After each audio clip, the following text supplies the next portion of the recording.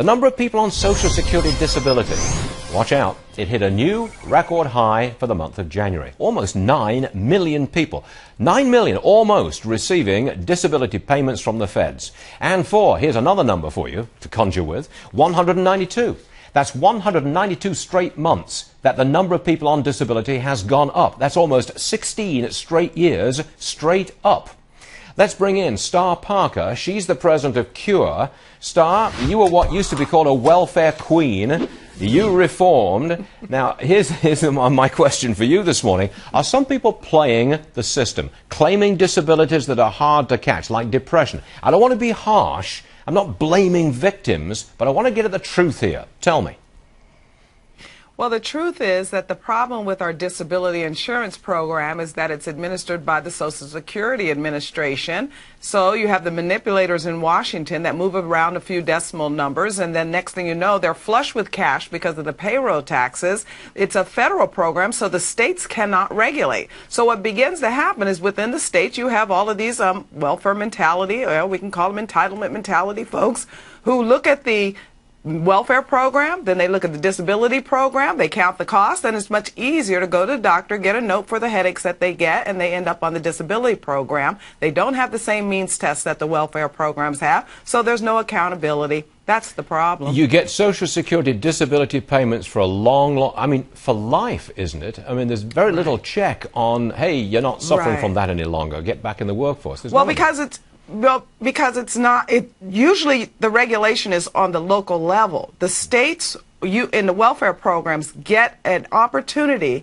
to make sure that people are not cheating the system, that they really need help, etc. But under the disability program, it's a federal program. So the states now get all of this cash. There's no way that they can say, we want you to qualify. Let's make sure that you are eligible for this. This is not the only program that's run amok. We know that this is happening also in the unemployment benefit program. So yes, the challenge is that people now, for an extended period of time, all their life if they want to, because they say they have a bad back or a bad foot, can qualify for this program. But in the days when, forgive me for using the pejorative welfare queen, I know you did that for a number of years. Was it easy? Easy to play and game the system? It's very easy to game the system. In the welfare system, all you had to do was get pregnant, and if you were not married and you didn't work and you didn't, have any money in the bank, you qualified. But there were means tests. Every first of the month, you would get a questionnaire to say, do you still qualify? With the disability program, it's a little bit different because this particular program is not locally regulated. There is not a caseworker like when I was on welfare that would have the ability to even come to your house, or that you had to regularly go in and check with to make sure that you were still dirt poor. No, all of these programs need to be overhauled, and that's what the Republicans are saying when they keep saying, let's cut spending. We need to get inside of these poverty programs, if you will. We're spending about $600 billion a year on these programs, and find out who should, first of all, be administering them so that then we can determine who really has need and should be benefiting from them. Star Parker, obviously, you're right, but if you do what you're suggesting, you would be demagogued to death.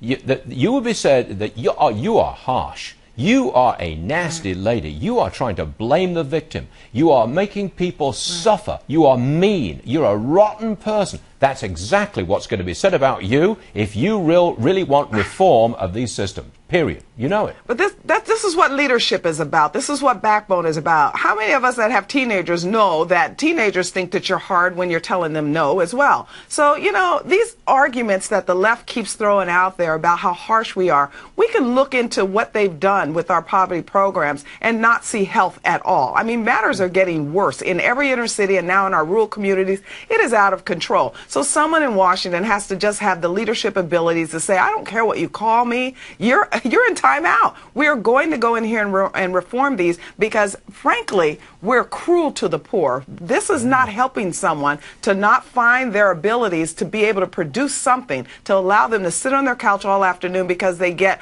a headache and collect disability insurance. On a related note, I've got one real fast one for you, and I want your comment.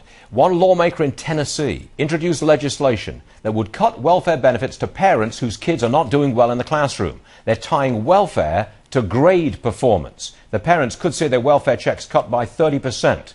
What do you say to that? I say hallelujah. I think that since the money is given to those households on behalf of the children, then the least we could do is make sure that the children do not repeat the behaviors of their parents and get a good education. Star Parker, everyone. Thanks very much, as usual, for joining us. See you again soon. Thank you.